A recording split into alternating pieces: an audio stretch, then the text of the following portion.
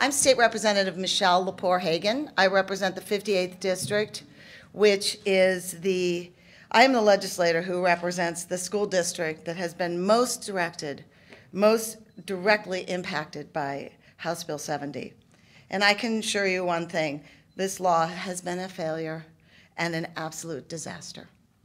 But before I go into specifics about the havoc that House Bill 70 has wreaked on Youngstown and will wreak on other cities across the state, it's important to remind everybody how this whole mess began. On Monday, November 7th, 2014, I was in this building attending an orientation for newly elected House members. Governor Kasich appeared and suggested that we ask him questions. I wanted him to address the situation that was happening in Youngstown with our Youngstown City Schools. His response was, the school systems are in such a mess that I want to shut them all down and make one great big charter school. When I went public with his threat, he denied it, but he said it, he meant it, and then he did it by hijacking House Bill 70 and using it as a vehicle to implement what is now known as the Youngstown Plan / House Bill 70. He never sought input from local legislators, educators, community leaders, teachers, or parents. This legislation neutered the duly elected school board members, some of who are here today with me, and gave an autocratic, unaccountable, appointed CEO control over every facet of the system. The CEO can hire who he wants, fire who he wants, pay whatever he wants to the people he wants to pay to, hire consultants, pay them as much as he wants, buy whatever he wants and pay for it how much he wants to pay for it, tear up collective bargaining agreements, ignore teachers, ignore students, ignore parents. And he also has the power to begin closing schools if the performance does not improve within 5 years. So nearly 4 years into this, here's what the Youngstown Plan has produced. Ethical lapses, no-bid contracts, huge salaries for a team of administrators and CEOs that have been hired, consternation and anxiety among students, parents, teachers, and the resignation of most of the members of the Academic Distress Commission who were charged with overseeing the CEO. And here's what it hasn't produced: better education for our kids. The state report card tells a tale. Achievement F, the district met exactly none of the 24 indicators in this category. Gap closing F, graduation rate F, prepared for success F, progress D, improving at-risk K through 3 readers D. Overall ranking 606 out of 608. And there was another indicator about how well we were not doing when the ODE produced a district review that painted a dismal picture, and this report was buried as soon as it was released. The Youngstown Plan has been a failure and a disaster, but Kasich and the anti-public school zealots who created this debacle don't use objective criteria to evaluate what's happened. To them, the Youngstown Plan, or HB 70, has been a complete success because they want the system to fail, and so they can rip it apart. And they're getting close to achieving their goal. And we have to stop them before they reach their goal in Youngstown or other districts.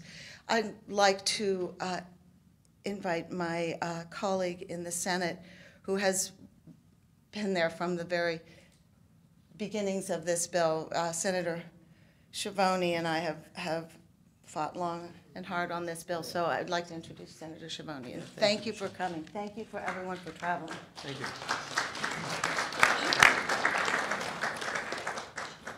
Well, I appreciate the opportunity. You know, I was the only one that actually got to testify as an opponent to the bill because there was only like 6 hours of lead time before the announcement of the bill in the first hearing when they first put forward the amendment to House Bill 70 back in 2014.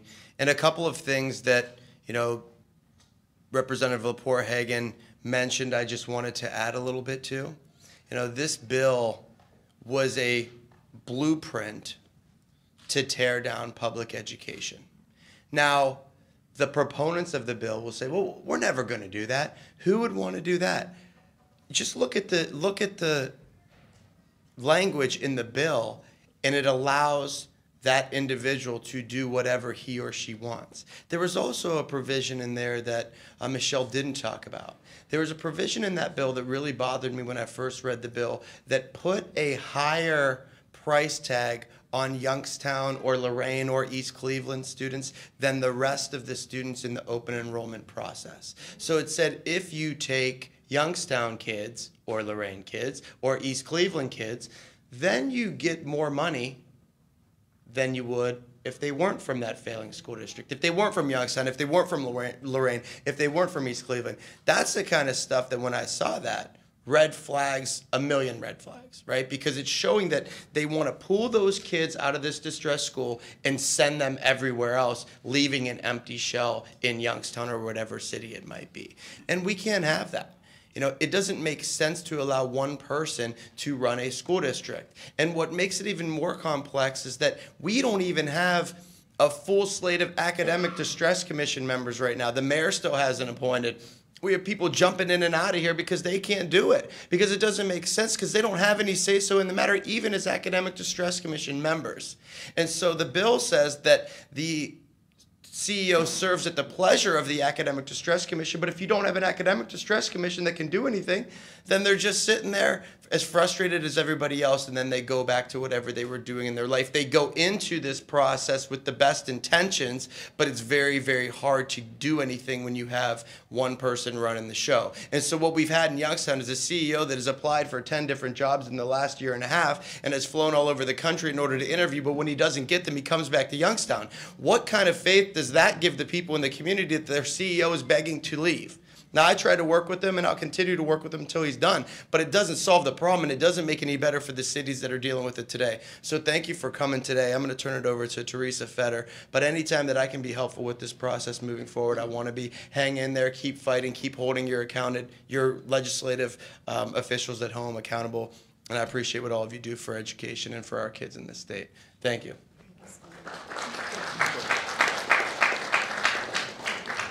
Thank you, Senator Schiavone, and he truly is an eyewitness to what I think is such a tragic, tragic attack on public education. Now, make no mistake, what you've heard so far and what you've lived so far in the trenches, trying to deal with, a state takeover that doesn't want your children to learn. Because are they learning now? It's getting worse by the second. It's a Trojan horse. And here's why. And I have a few thoughts after 18 years watching the privatization scheme being enacted over the last 30 years. And I left the classroom because I saw it and had to do something about it. But I want to start out by some words that I live by and as a guide for me as an educator and a parent and a citizen in Ohio. John F. Kennedy said, "All of us do not have equal talent, but all of us should have an equal opportunity to develop our talents." And that's what is not happening in the state of Ohio. It is clear, and it is time, and it is enough. At what point, after 30 years of trying, will Ohio's leadership stop with the new fads and recycled old fads that do not work under the guise of education reform? Once more, there is no empirical evidence that these so-called reforms work. Billions and billions of dollars have been wasted chasing failure, and billions more lay on the line. And you just heard Senator Schiavone saying, we're going to pay you more for taking your children. What is that? That's robbery. That's what that is. But the new scheme in Ohio is to reward privateers to continue down this path where profit, not educating all children, will be the motive. Well, no more. Our leaders must educate all children equally, and that's our resounding theme. And they must hear it in the halls and in the offices and in the chambers, big. And you are the microphone. So thank you for being here and fighting on the tip of the spear, and you're living it live every single day. Well, people want it. We want what's owed to our children, don't we? Yes. We want what's owed to our children, and that is an equal shot at self-sustaining future. And this is not the plan to do that. Our children's future, their hopes and dreams are at stake, as well as the economic future and potential of this great state. We can do better in Ohio. Get out of the way, Republicans. Your scheme is not working. The question is, who is responsible for the education failures over these last 30 years? Our current state leaders. By kicking the unconstitutional school funding can down the road each state budget cycle, they inflict more damage. They designed a test and punish education system that naturally becomes a privatization by force education system. Oh, by golly, you failed. Guess what? We set you up, but you failed. So now we get to take it over. Guess who's really taken over? Wall Street. Wall Street wins, and Ohio's urban children lose. These are our babies. They don't vote Republican. Think about that. Millions of dollars have been spent on tests that tell us what we already know. Poor children perform poorly. We already knew that. We also already know how to improve their performance. Resources. Resources. Resources. Money given to invest to make that change. And resources at the local level, not coming from the state telling you what to do with those resources. You at the local level who passed those levies. That's right. That's your money. That's right. Yes. It's your money.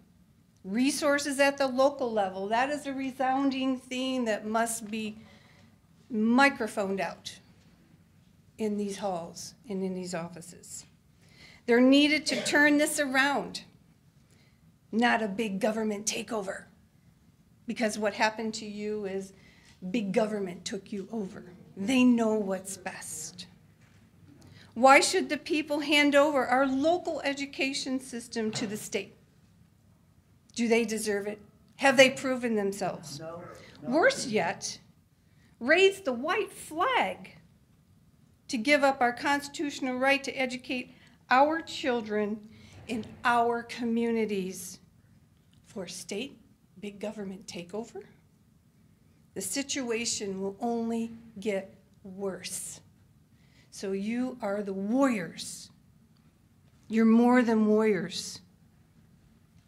We want to save our children from this economical, educational, disastrous future. Well, no more. We say enough is enough, right? Let's say it. Enough is enough. The truth is, and I like that, we have to speak truth to power. Yes. If you believe it in your churches, you better believe it here, because that's where the change is going to happen. And they're scared of you. They don't want educated babies. And those are our babies, and we are absolutely going to fight for their future. So I will conclude, because you can tell I've been waiting 18 years to get in front of this crowd. And we're going to do it, because we got evidence that their schemes don't work, and all they care about is Wall Street.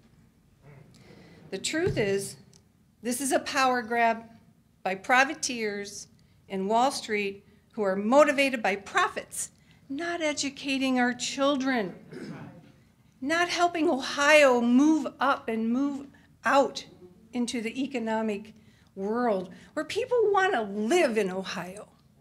They don't leave Ohio. They want to come to Ohio to plant their future and their children's future.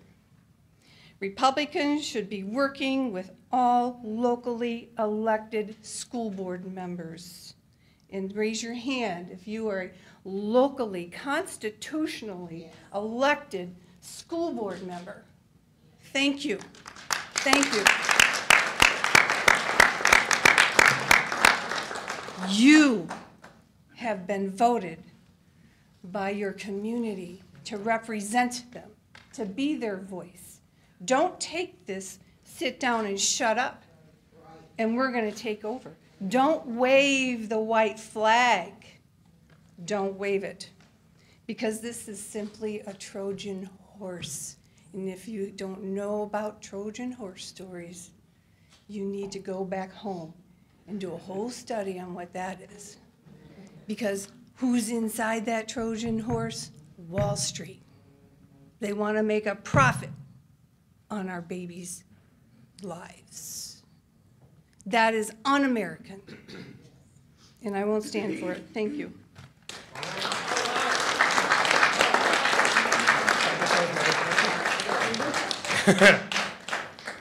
I'm Kent Smith, represent Ohio's 8th House District.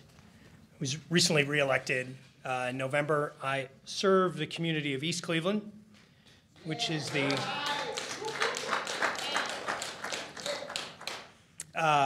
which was the third community to have their local governance taken away from them because of House Bill 70. Myself and Representative Feder, who you just heard from, introduced House Bill 626 to stop state takeovers. That bill has bipartisan support, yet has yet to get a hearing from this General Assembly. And again, as I mentioned, I represent East Cleveland. It's important to be mindful of the economic conditions in East Cleveland. I'm going to talk about East Cleveland. I'm going to talk about democracy in Ohio. I'm going to talk about who's responsible. And then I'm going to send a message to Governor-elect Mike DeWine. So it's important to be mindful, again, of the economic conditions of East Cleveland. A recent report said East Cleveland is the poorest community in Ohio and the 4th poorest city in the nation. Every single East Cleveland student, literally 100% of the school district, are economically disadvantaged according to Ohio Department of Education data. 27.2% have a special education designation. That is 3 times the state average. Yet in spite of these substantial challenges, East Cleveland City Schools have made tremendous progress. They saw an improvement in 15 out of 21 state performance measures. The 5-year graduation rate is 75%. That's 10 percentage points lower than the state average. The district earned a C, not an F, a C on their K-3 literacy rate, which means they were successful in getting struggling readers who were behind grade level back on track.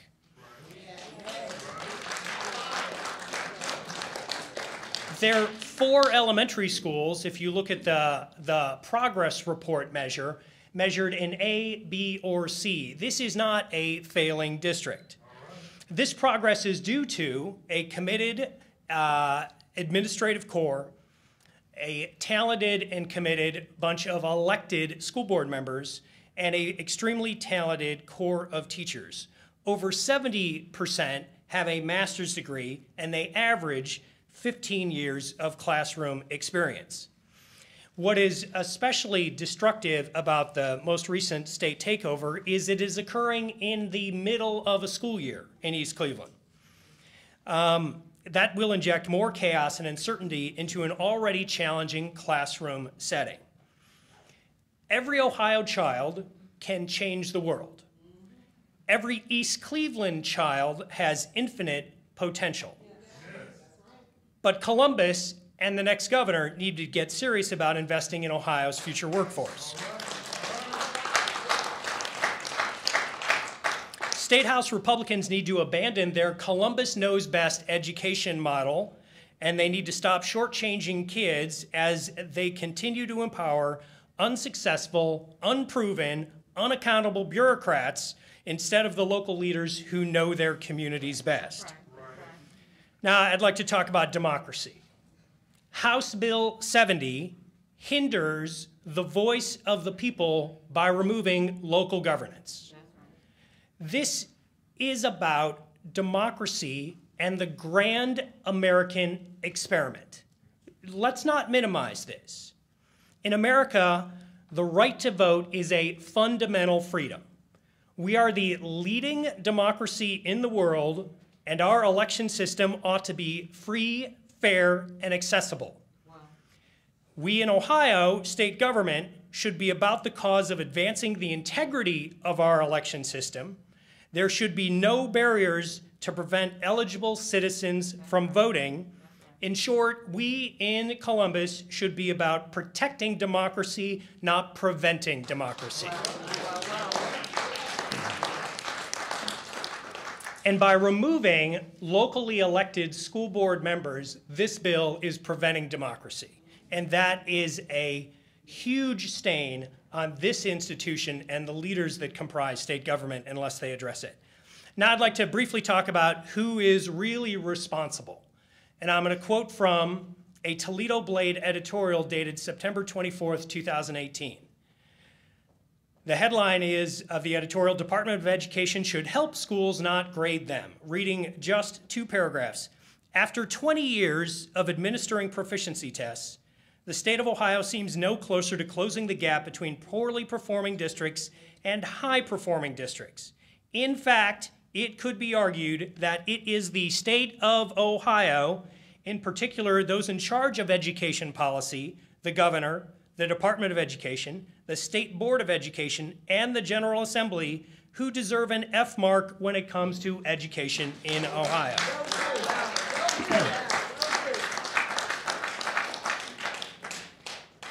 So let me now address Governor-elect Mike DeWine. Governor DeWine ran for governor. He did not run for superintendent of Youngstown or Lorain or East Cleveland. There are 3 districts that have been taken over so far. If House Bill 70 continues its path, he will become the superintendent not only of those 3 districts, but of many more districts to come. Because if we've seen anything with House Bill 70, we've seen that more and more districts will get taken over. My polite request to Governor DeWine is restore local democracy in these 3 communities. You did not run to become a school board member. You ran to become governor.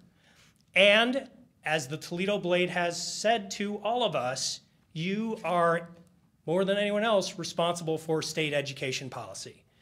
My polite ask to Governor DeWine is to end the state takeover madness that is not producing better education results for our communities or our kids. The best way you can be governor in the future is to end the state takeover policy and reverse House Bill 70. And you, Governor DeWine, have the ability to do so, and we will be watching. I am joined by many representatives from East Cleveland, Lorain, and Youngstown, and I am unclear as to the speaker order yet, but I know that the pastor from Youngstown is going to lead us off. So if you would welcome to the podium the pastor from Youngstown.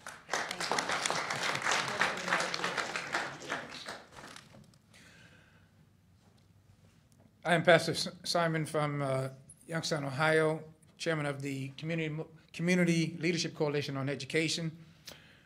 We, the Community Leadership Coalition on Education from the Youngstown City School District, joined this effort today in opposition against House Bill 70 and in support of House Bill 626 to establish a moratorium on the creation of new academic distress commissions here in the state of Ohio.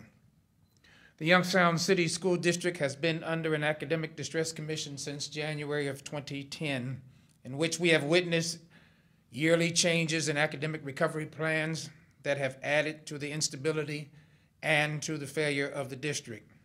Staff, teachers, and most importantly, the students have been subjected to numerous building changes, performance standard adjustments, unsuccessful programs, and personnel changes that have created an environment not conducive for academic achievement. Of major concern in the district is the issue of accountability. With the implementation of the Youngstown Plan and the CEO model under the Commission's oversight, there has been no accountability to the taxpayers, parents, concerned citizens, or even the elected board that the community voted to oversee the governance of the district.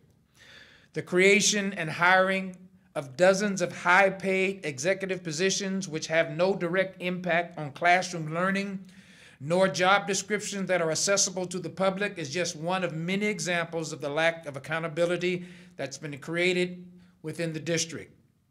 Separate meetings of the CEO and their cabinet of executives where decisions are made for the district started out with no community input or ability to even ask questions or express concerns, not even the elected board. And for the last year, there have been no public meetings at all of the leaders of the district who are making critical decisions for the district.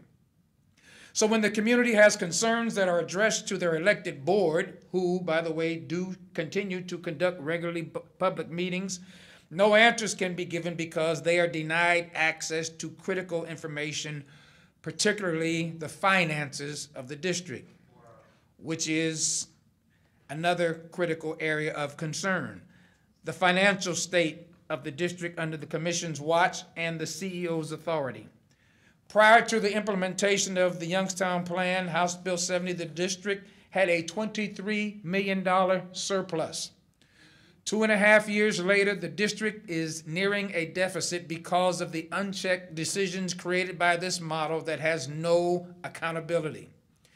In addition, the district is spending approximately $8 million less in the classroom, which means more is being spent on personnel that have no direct impact on classroom performance.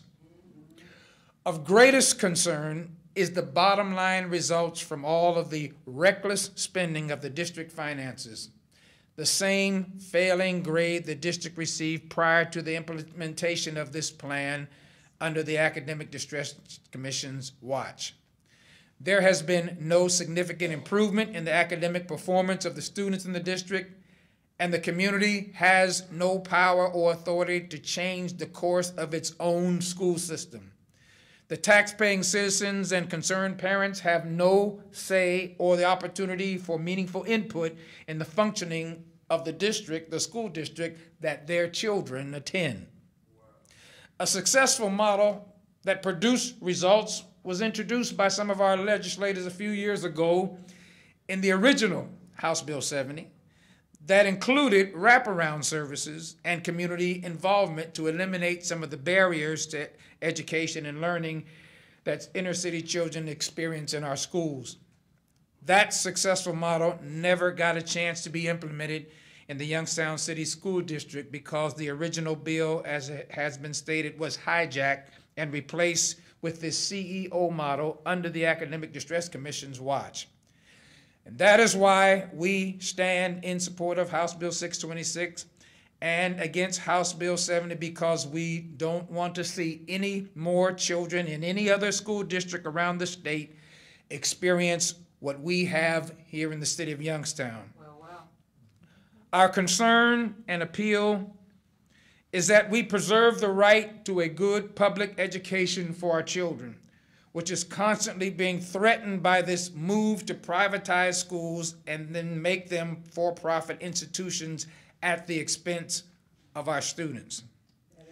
We stand firmly along with thousands of residents from our district whose signatures we bring to this press conference on these petitions to appeal to our legislators to preserve public education in the state of Ohio and to restore and maintain local control in the communities the children of those districts attend, because the future of our children is at stake.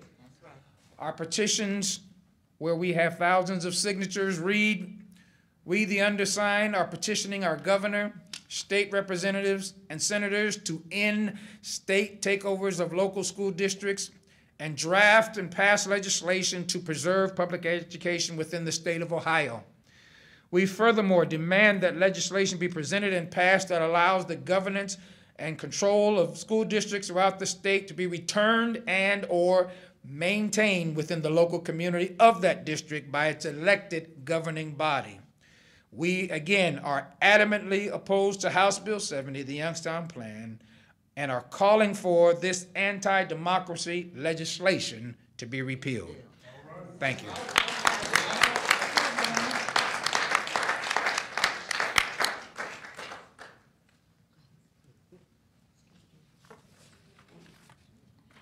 Good afternoon. My name is Tony Damaki. I'm the president of the Lorraine Board of Education. And first, I want to thank and commend the legislators that are standing up here today and their colleagues that have supported them in the effort to fight House Bill 70. What I also want to say is those other legislators that have not joined this fight, they need to wake up. House Bill 70, can't say it enough, is a blatant attack on public education. It is not about education reform. It's not about closing the achievement gap. It is strictly about privatizing public education, lining the pockets of those that already have money and bleeding the communities that need the money to educate these kids.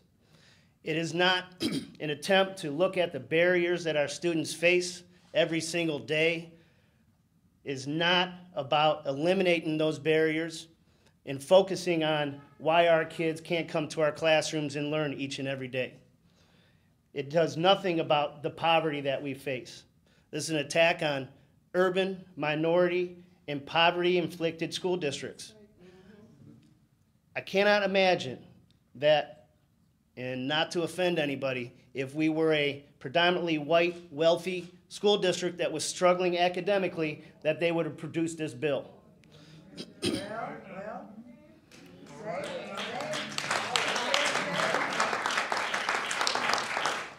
These are the realities that we're faced with. And to say that Lorraine and Youngstown have created a mess is a complete understatement. It is absolute chaos. Our CEO, we haven't even spoken to in, well, actually a year and almost a half. I had a 30-minute conversation with the guy. He's unqualified, never ran a school district. He is completely hiring a bunch of unqualified, inexperienced, unlicensed administrators, teachers, and staff. That ain't right. We as a school district have always had to comply with the state rules and regulations and the law of hiring not only highly qualified teachers, but licensed administrators. So how can these folks get away with hiring these people? The incompetence that we have faced in Lorraine has been nothing but a blatant distraction to our students. It's time to get back and focus on our kids, put the kids first, and start focusing on how we close this achievement gap. We are all about getting additional resources. We're all about the support. We're all about changing the ways that we educate kids. Lorraine has embraced this bill when we initially got into it, and quite honestly, we got punched right in our face by Ohio Department of Education. It did us no good. We worked with them, we changed our improvement plan that was directly aligned with House Bill 70. We increased our wraparound services. We changed our contract language. We worked with our 7 bargaining units in our school district and said, hey, listen, House Bill 70 is coming down the pipeline. We need to change how we do business. And all 7 of our unions said, all right, what do we got to do? We got to the table, we figured it out, and we changed. It made no difference. Here we are in a situation where we have, again, unqualified, incompetent people running our school districts into the ground. This bill is all about proving that public education doesn't work. It's all about just running us straight into the ground, bleeding our money dry, and showing that our teachers can't teach. I can tell you firsthand, I've been in education for a very long time. I can tell you firsthand in Lorraine, we have great teachers, we have great staff, we had great administrators, we have great kids that are doing brilliant things, and we've graduated many students that do amazing things in the world today. They learn each and every day. I was a Lorraine City School student. I learned. I was able to be successful in this community. It's not about us not educating kids.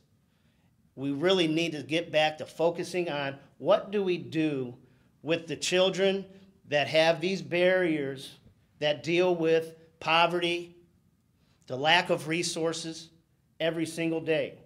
I grew up, my parents read stories to me. They made me do my homework.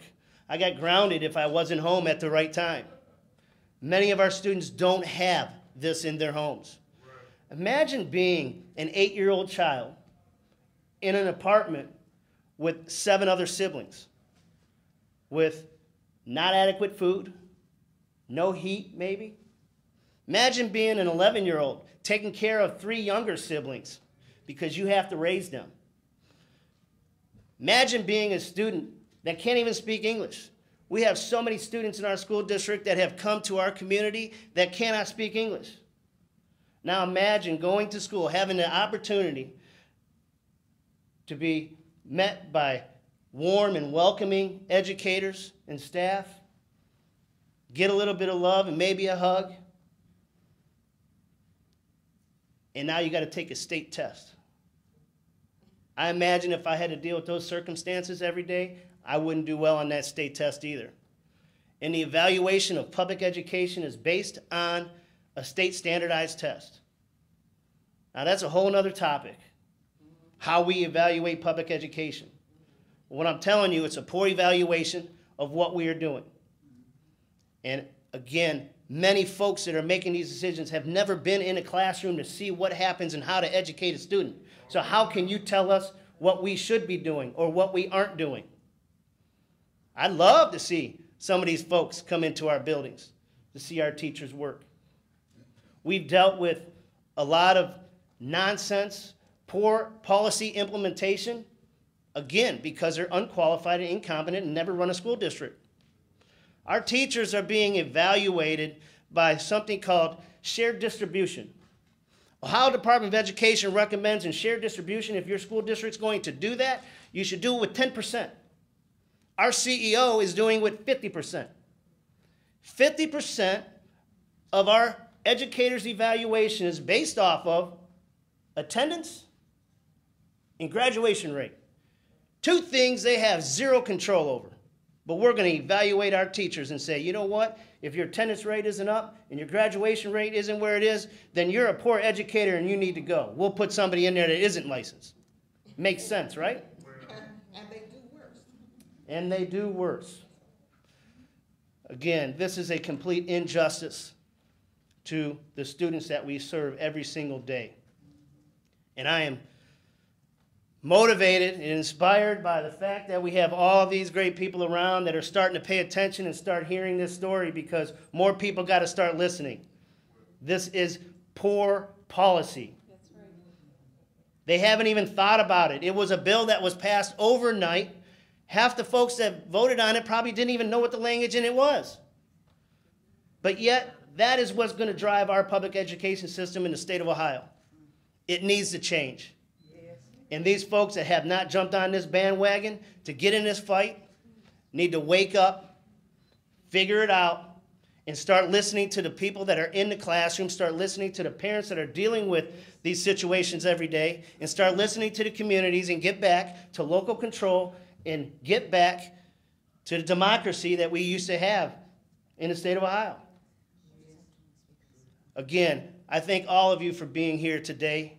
I thank all of you for your efforts and what you do. It is so important, not just for Lorain, Youngstown, and East Cleveland, but House Bill 626 is critical to stop putting other school districts in this. It's bad enough we have 2 and maybe 3 coming down the pipeline.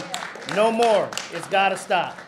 So again, thank you all. Thank you so much. Thank you. We're going to just hear from 2 more speakers. One from Representative Ken Smith is going to introduce from East Cleveland. Yeah, we've got. And I would like the board, elected board member from Youngstown to close out. Yeah, I know we're up against a time deadline, so we've got Dr. Patricia Blahoviak and Mary Wells from Mary Rice from East Cleveland, both school board members. So if you all want to. Firstly, thank you very much. But let me ask you a question. If you want to devastate a community that's already having problems, what do you do? Second, if you want to destroy an educational system that's already struggling, what do? The Ohio the Ohio legislative answer to that question is this: House Bill 70. In other words, it is destroying two communities already. Two educational systems, Lorain and Youngstown, have suffered and continue to suffer under House Bill 70. I will also say that East Cleveland, we are just now beginning to fall under the heavy burden of House Bill 70. Our first meeting of the ADC will be Wednesday, December 5th at 5 o'clock. We're asking everyone to come to see what's going on and also to hear what's going on. You've already heard how destructive House Bill 70 is. I don't have to continue to say the same identical things. All I can say is that we're thankful for legislators who have examined the bill and know that there are multiple problems. We need other legislators to get behind them to remove a system that does not work. The model of House Bill 70 and what they're doing within the communities, within the schools, does not work. We need a totally 100% different model. And as an educator with over 40 years of experience, I know that all of our children can and will learn when you give them the proper resources, when you get behind them and the community and begin to work together. There are many things that can be done, but one thing that should not be done is House Bill 70. I would like for my colleague, Dr. Patricia Blahoviak. Hi. My state representative, East Cleveland State Representative, has given you a very articulate discussion of what's going on in East Cleveland. All of our children are eligible for free breakfast, free lunch, free snacks, if they stay long enough, free dinner, and at varying points in time, we have sent food home for them for the weekend. Our students come to school with the smaller vocabularies that are common in such situations. They face many, many obstacles. We do not need the additional obstacle of having the chaos that will come starting next week with our meeting of our Academic Distress Commission and the CEO, whatever changes are made. This will not help our students learn. This will not help the outstanding teachers that we have who have helped them improve in 15 categories. Our teachers, our students, our district will not be helped by House Bill 70, and we would like it undone. Thank you. One other East Cleveland board member, elected board member.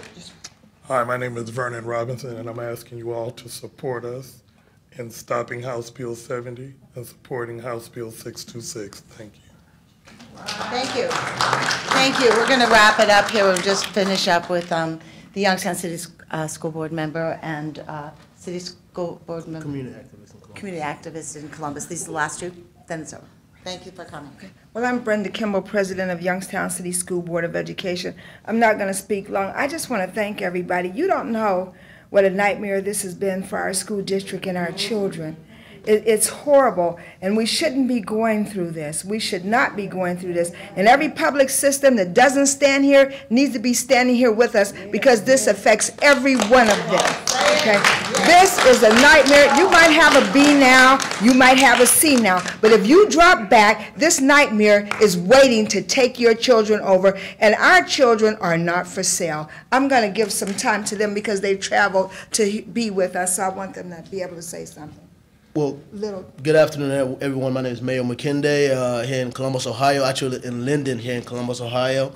And when I got the call about this bill and what it's doing in Lorain, East Cleveland, and Youngstown, I thought to myself, if this issue is bad enough for Lorain, for Youngstown, and for East Cleveland, it's bad enough for Ohio. And when it's bad enough for Ohio, it's bad enough for my community in Columbus. So I'm here to lend support to this ladies and gentlemen back here, I've been able to look over the bill myself, and it's first of all, it's disappointing to see that some legislatures will try to run in the middle of the night and try to add some hurtful language to a bill that would hurt our children. So whenever something is done in the middle of the night, you have to put an extra eye on it. And really, our legislature should not be doing that. As someone who's ran for Ohio legislature before, I know that that's not what they're supposed to come here to come do. Another thing I want to speak about is the idea of absolute power. To put so much power in one person's hand as a CEO, making decisions about all our children. Someone who might have never lived around underserved communities. So how do you make decisions about people who you don't know?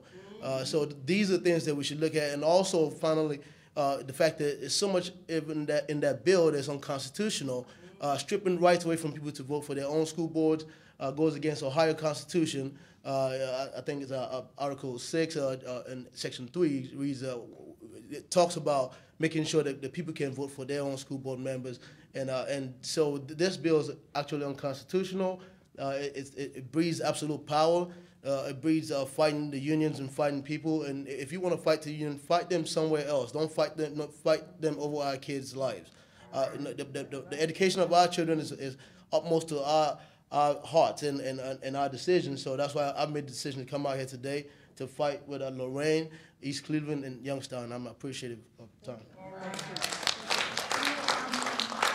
I'd like everyone that showed up and is standing up here to just introduce themselves and just so you can know where everyone has come from. So I'll start with a community activist, a parent. Yes, I am Lorraine. here from Lorraine, representing a parents group that we've established. We sort of were pushed out from being in our parent advisory council that we were in, so we formed our own. And what I've seen these past couple years, it's really alarming, it's concerning, and it's just flat out like a farce. There has been lies, lack of transparency, lack of accountability, incompetence, sometimes, which makes me wonder the level of incompetence can't actually be that great because it must be sabotage. Like, there's things that's going on that they're using intimidation against certain teachers, pushing out parents, community, basically running the show without anyone given any input. It's hurt our parents, it's hurting our kids. This year especially, they've been acting out. I live across from a school, I've been there 9 years, and this last year, you can see the kids just lose their confidence. They've been told their failures. Prior to the state taking over, they were told you're failures. We got together with our superintendent we had at the time, and we worked hard, we brought morale up, we believed in ourselves, we can do it. And after that, everything just went downhill as soon as the CEO took over. Thank you. We have to wrap Thank up. you. I'm sorry, so I just want to let people introduce themselves. Thank you. Hello, I'm Jay Pickering. I am the president of the Teachers Union in Lorraine, the Lorraine Education Association. And we are with the parents now over the past month or so. They have come to us and we have talked. She is not exaggerating anything. We've only been in this year is the first year the CEO is really implementing his plans. We're 3 months into the year. We now have 2 fights a day at the high school. That's the norm. I was there yesterday. High school teacher said 2 fights, we don't even blink an eye anymore. That is way over what we've ever had.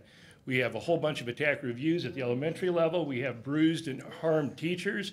We have kids who are nervous. You know, I brought along a news story that occurred earlier this year. Throwing desks, they're throwing chairs. This is from Channel 5 in Lorraine. This is a parent who came forward because of the actions that are occurring in the school district.